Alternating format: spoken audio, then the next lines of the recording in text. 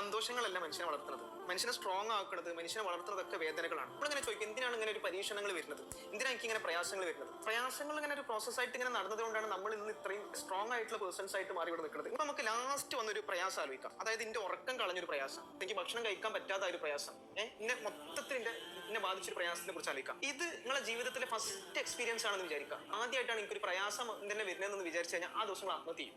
ആ ദിവസമായിരിക്കും നമ്മളെ last day, നമ്മൾ അന്ന് മരിക്കും. അത് എന്തുകൊണ്ട് നമ്മൾ അതിനെ തരണം ചെയ്തു വെച്ച് കഴിഞ്ഞാൽ വേദനകൾ എന്താണെന്ന് പഠിച്ച് നമ്മൾ എത്തിയതുകൊണ്ടാണ് നമുക്ക് ആ സമയത്ത് അതിനെ തരണം ചെയ്യാൻ പറ്റുന്നത്. അതുകൊണ്ടാണ് തീരെ വേദന അറിയാതെ ജീവിച്ച കുട്ടികളൊക്കെ ചെറിയൊരു വേദന റിമോട്ട് കിട്ടില്ല എന്നൊക്കെ പറഞ്ഞ് ആത്മഹത്യ ചെയ്തു.